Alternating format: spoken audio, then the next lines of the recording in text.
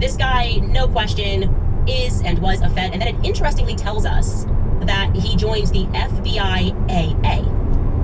So, in case you're like me and you have no idea what the FBI AA is, that stands for the Federal Bureau of Investigation's Agent Association, which is another charity founded in 1981. I can't believe this is legal, but I guess if you're the feds, it's all legal.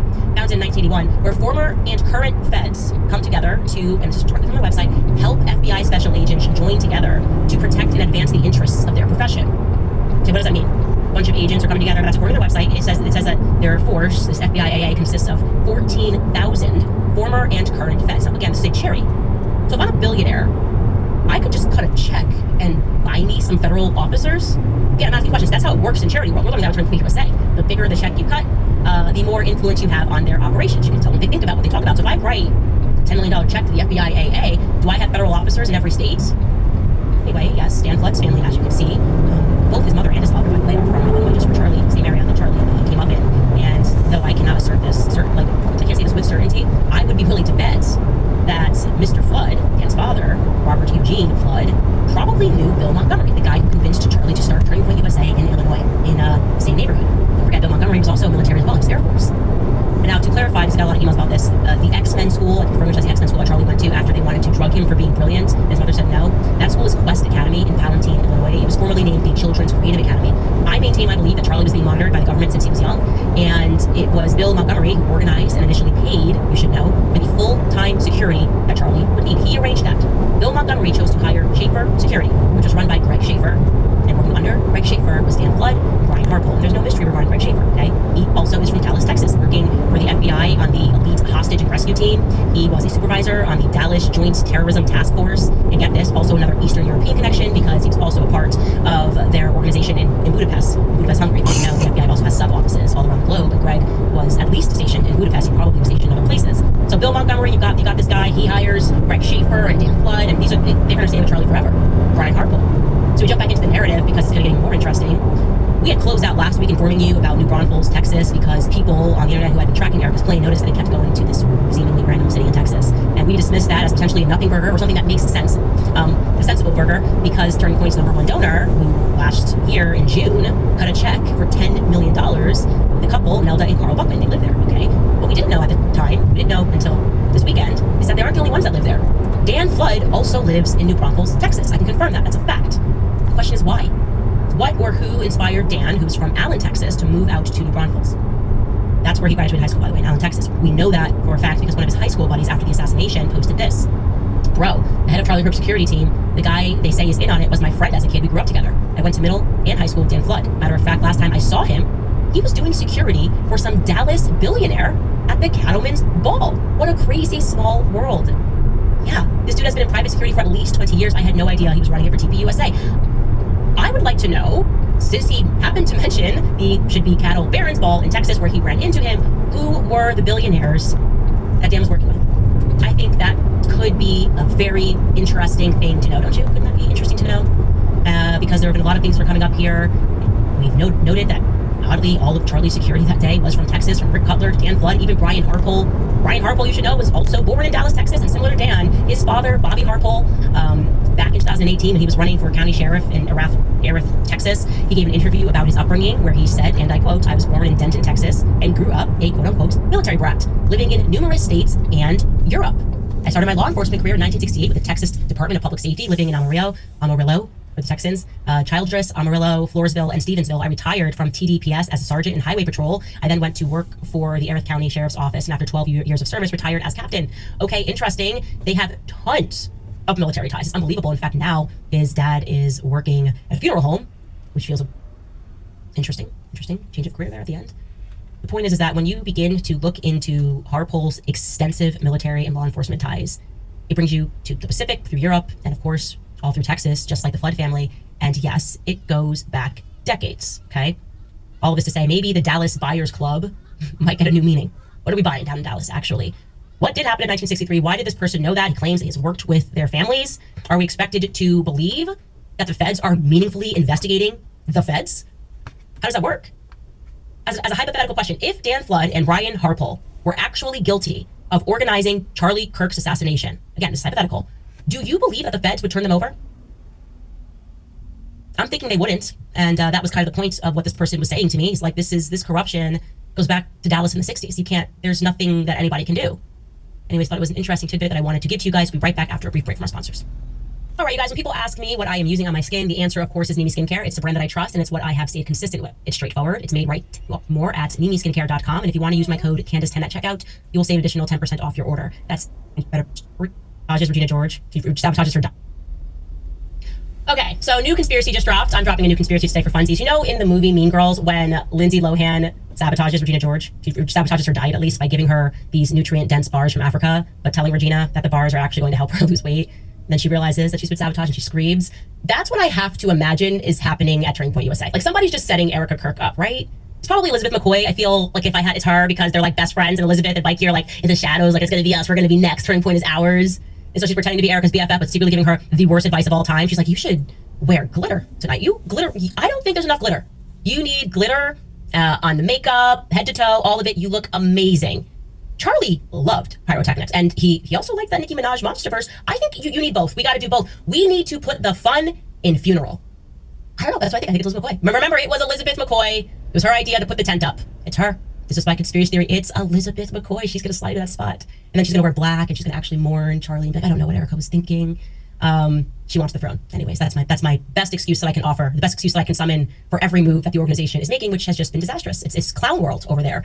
And now, to add to that, to snowball, someone has made the brilliant decision to send a cease and desist letter to a relatively small YouTube channel who's made interesting videos regarding the finances of Turning Point USA. Has he gotten everything right? Of course not. We even said when he got something very wrong, like the wrong person, I tweeted and said, this is not the right person, you should take this down. And guess what? He immediately took it down and corrected it and removed it from his content. So this isn't like a bad faith actor by any means. It's wolves in finance, and I'm referring to the presenter, Zach Gregorio. I'm going to let him explain to you what happened. Take a listen. This week, I received a letter from Turning Point titled Demand to Cease and Desist Defamatory Comments. This is the first step when someone sues you for defamation. I know there are a lot of people out there making videos about Turning Point, so you should pay attention to this. They have started sending out cease and desist letters, and for some reason, they've decided to start with me. Apparently, they cannot handle the criticism from my teeny tiny YouTube channel. This letter is showing the world the type of organization Turning Point has become under Erica Kirk. They want to send legal letters to small YouTube creators. So we're going to go through this letter. Now, it is nice that we have this letter with their official statements, but the letter does nothing to change my suspicions. It does not address most of my questions. Instead of answering my questions, it is the precursor to a lawsuit unless I change my statements. That does nothing to reduce my suspicions. For the sake of avoiding miscommunication, I can change the title of the video if that makes them more happy. I already changed it from More Fraud at Turning Point USA to More Fraud at Turning Point USA, allegedly. I'm sorry. I just enjoy him. There's something about it. It's like my teeny tiny YouTube channel.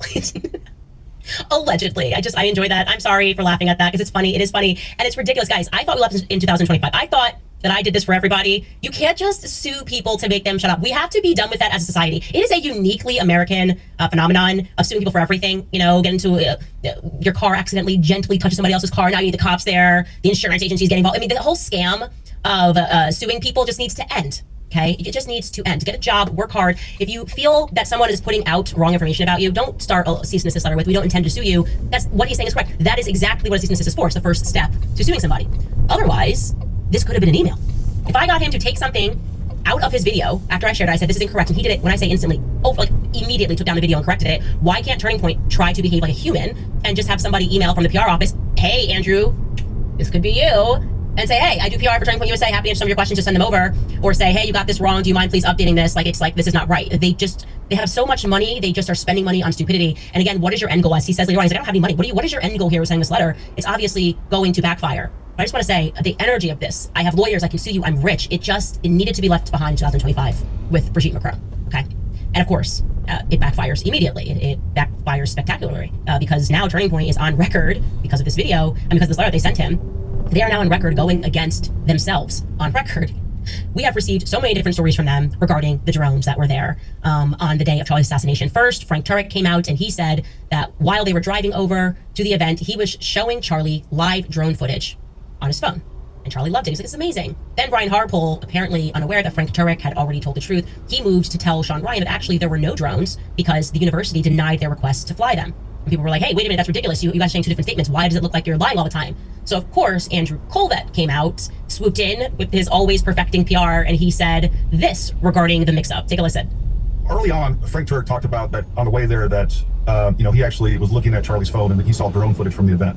Now, I had talked to, with that in mind, number one, I went to UVU and I actually put the drone up. We were going to do the survey. Immediately, law enforcement came up and said, hey, look, we need you to take down a drone. Now, my drone pilot had already made all the necessary steps with the FFA to make sure that we could do that. And I explained to the law enforcement officer, hey, look, you guys don't control this airspace. He's like, well, we got policies, you have to do this.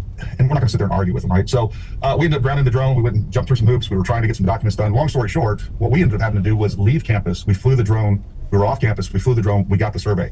So that kind of reinforced other people saying, Brian Harpole specifically saying, like, hey, we couldn't get permission to get a drone up in the air. And of course, people took that, what Frank said at the beginning, and said, hey, this is clear indication of lying and or a conspiracy. Well, what I found out was the picture that was being pushed around saying, hey, this is proof that there was drone footage. It was very clear to me once I saw that picture. It is a wide angle shot of the crowd. And let's throw that up. Yeah, let's throw that up. Yeah. This is actually I think the images, guys, I sent them to you. Yeah, this is actually, there was a walkway or a bridge elevated that was just from our events team that was setting up that event. They went up there to, as they always did, to show Charlie the crowd size. So they took those images. Yeah, and I completely understand 20 why. seconds, Gary. Frank, yeah, I understand why Frank thought this was a drone. But again, I think it almost shows that a lack of conspiracy, because you guys aren't sitting there, micromanaging what people say. It's just different people's perspectives, and there isn't some sort of collusion. Yeah, it's really nice. Except now, Turning Point USA's lawyer is going to dispute Andrew and the worst PR, the worst person that PR money could buy, Paramount Tactical, because in the letter to Wolves in Finance, he says, no, there were drones, but it was only allowed for some people. But there were drones that day. Take a listen. On December 7th, I posted a video called Top 10 Clowns of the Year. In this video, I called Turning Point my #1 clown of the year. I talked about the now infamous interview with Turning Point's chief security person talking about the day that Charlie Kirk was murdered. I point out the massive contradiction where he says they were not allowed to fly drones. Then I show the interview with Frank Turek where he says he was watching drone footage with Charlie Kirk. This part is breaking news because I'm not aware this has ever been discussed. The lawyer in this letter says the following: there was no discrepancy. UVU prohibited Turning Point USA from flying drones for security purposes during the event, but did allow a Turning Point USA media production drone to briefly fly over the location before the event to collect limited B-roll footage. First of all, how could this be defamatory if I had no idea about any of this? Second, I find this explanation absurd. You are telling me that the security team was not allowed drones, but the media team was? That is the official explanation from Turning Point's lawyer. My honest opinion is I do not believe that. But if that did happen, that is really silly, and it may have cost Charlie Kirk his life.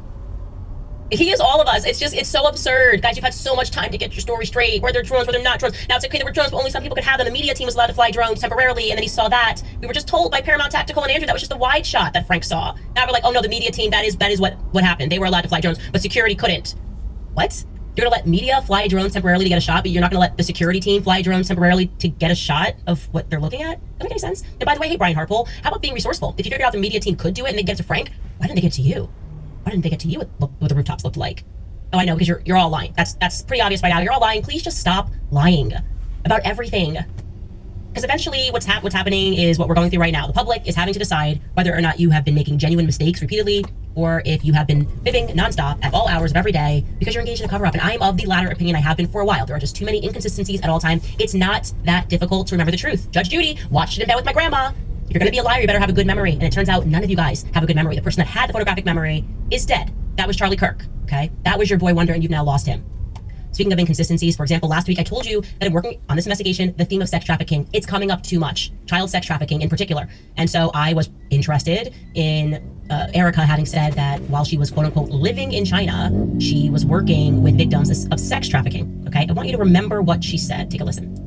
I decided to create something called Everyday Heroes Like You, where we're able to, originally, it was focused on bringing funds and awareness to various grassroots organizations that were in specific communities that would be able to have volunteers that are transparent with their funds, that are actually doing what they're saying they're doing, instead of just having 70% of the funds go to admin and only 30% towards the cause. It kind of grew into something more global. I was living in China and doing a lot of work with the victims from sex trafficking, and then began to phase that into working with the Marine Corps and the Army, and then was able to work with a orphanage in Romania to help sustain them during their winter seasons, and giving them more clothing items or tangible items rather than just money. Then I told you guys that having asked this question through an official channel, Turning Point USA, I received a response alleging that Erica never lived there. So that's coming from Erica. She actually never lived there. They said that she simply visited for 2 weeks, you know, like a tourist, just to visit the Great Wall and perhaps see other monuments in history. Then somebody emailed me an interesting video of Charlie Kirk. And apparently he disagrees with that new assessment.